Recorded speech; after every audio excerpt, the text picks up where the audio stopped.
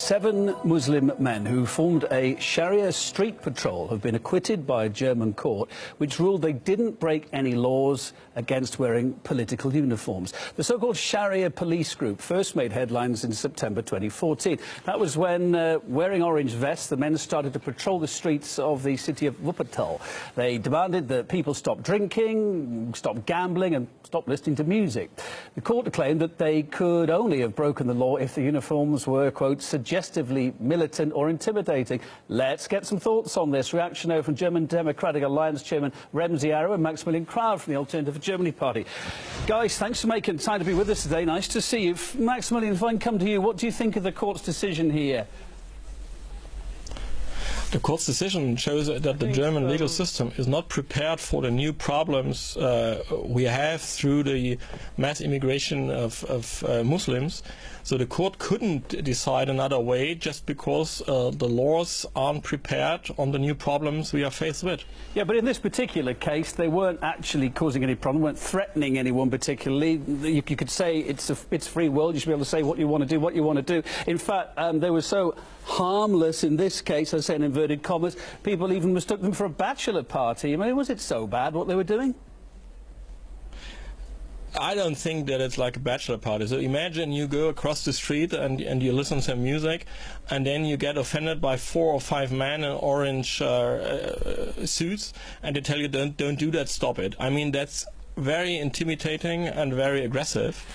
But that's the point. So the German society and the legal system has no weapons to protect the liberty of the citizens.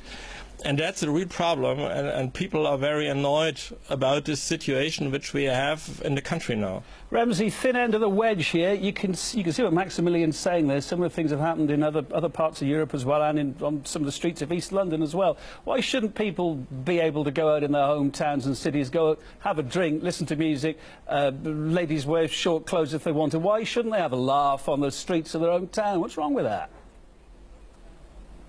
There's no reason why people should not have that, and this is part of the behavior and of the life that is normal in Europe, and so there's absolutely no reason to change that.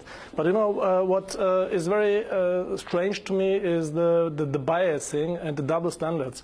The Jehovah's Witnesses are on the streets since decades and are doing a very similar thing, and there are several religious groups also going on the street and giving Bibles to people and also harming people by their ideas, whatever. So I'm against those things, but for everybody and not only for one. I mean, there is no other religious group than Salafistic Muslims who do so. So just tell me one example. Otherwise, it's just not true what you are telling me. Well, Maximilian, I mean, I've been at home. Maximilian, I've been at home in my own home in London. Excuse me, guys. Guys. I've been at home in my own home in London on a Sunday morning. Somebody comes and knocks the door at 8 o'clock in the morning. A Jehovah's Witness, etc. That's fine. I didn't particularly want it at 7 o'clock in the morning, but he has got a point here. Max. Yes, when you're under the shower, you know, you're under the shower, suddenly the bell rings and you open and the Jehovah's Witnesses are there and want something from you. So, you know, it is in your private life, not on the street, you know. Right, and, Max, back to you. What's your big problem with this? You think it's a thin end of the wedge. Really? Are you really that concerned that this is going to be such a big problem? You have to decide in a country, do you want to follow the public life to liberal rules or to Sharia rules?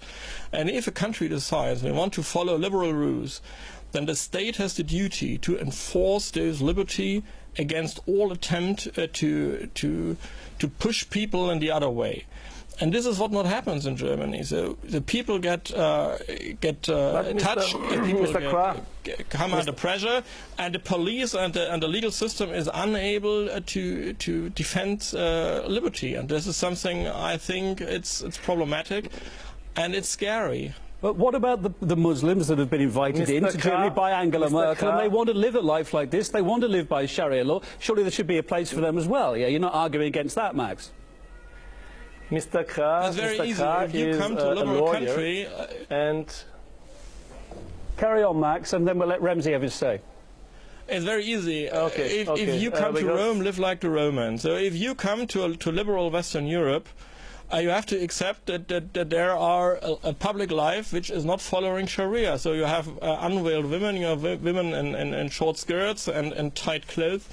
You have drinking alcohol on parties like Oktoberfest, and you just have to accept it. And if you come from Muslim countries and you migrate to Germany and you are not willing to accept this liberal lifestyle, Ramsey, there's a sinister side to this as well. Country and you go where you can live under Sharia law. Mr. Kra is a lawyer, and he exactly knows that. Sorry, that is bullshit what he tells. Because if you look at the laws and at the rules that that the witnesses of Jehovah tell you, it is very similar. You should not gamble, you should not drink alcohol, you should not do this, you should not do that, you should not have sex before you are married, and. So, a lot of rules, and these guys also do, and so nobody, the people are not loving this when they ring on your door, but they accept it as long it is in the frames of law, of normal law. And I'll say, guys, remember, no expletives. Ramsey. They don't go through the streets as the Bible police and tell you don't do it. They just ring on the door and then you close the door. He should also know that there's a freedom of religion in Europe, and as long as these people don't harm you and don't force you to do something, this is normal. So just to say, I'm not liking, and I don't think that is correct what these guys are doing. And it was very interesting that it became very famous in Germany. It became a big thing. Everybody wrote about it. Everybody spoke about it, and everybody said. But I think it's the same thing what the Jehovah's Witnesses and others groups also do. Ramsey, is there any other way to explain to the European society Muslim values better? Is there any other way that Muslims can explain their way and integrate better, Ramsey? Yes, it is really interesting that these guys should represent the Islam or Muslim behavior in Germany. This would be like giving the Ku Klux Klan to be a representative of the Christians. This is ridiculous, and everybody knows this, and Mr. Krau is the very first one to know this, but for political reasons he tries to make a completely different picture, and this is a really not a good way to make votes. Back to this particular incident we were talking about, the group's organisers there was a sinister side to it. The guy's called Sven Lau. He's allegedly facing separate charges of supporting a terrorist group fighting in Syria. So we can't just go, I suppose, in every case, can we, Ramsey, and say, well, these are just guys expressing their, their own opinions on the streets of Europe, where some of them have been invited. Many of them will call their home even from birth. The police surely have to keep an eye on this kind of thing as well for this very reason.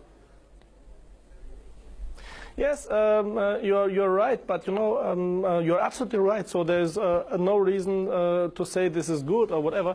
But Germany has no problems in supporting terrorists and in also accepting that terrorism is organized in Germany. If you look, for instance, at the PKK, this is a group which is announced to be a terrorist group throughout Europe. And they are provided by weapons, by everything. The people go to Syria, they fight, they kill, they come back. So this is no problem at all. And I'm absolutely against this. I think this should be prosecuted, but not only one group, all groups. So you cannot be like, if the one group is in your favor, or you think that is in your favor, but it is not in your favor, and you let them do whatever they want. True. The other group, the PKK is a secular group. Yeah. But you don't distinguish. The PKK is. I'm far away from supporting PKK, but it's a secular group, and we are talking about religious-inspired terrorism. This is something different, and if you mix everything up, you don't see clear. So let's be specific. We have a problem with religious-inspired terrorism, with Islamistic terrorism. And the same guys who commit these terroristic attacks, they want to enforce Sharia in public life. And we have it, Sven Lau, the same guy who is behind the Sharia police, is now in trial because of terrorism. So we have exactly the same group who is enforcing Sharia in public life, who is committed to terrorism. And that's what is scary, and this is what people are worried about. And that's why they are so so deeply looking at what happens in Bogota. And we have to tackle it down, and we need new legal restrictions to fight that. Mr. Krah, I am. Mr. Krah, you are a lawyer.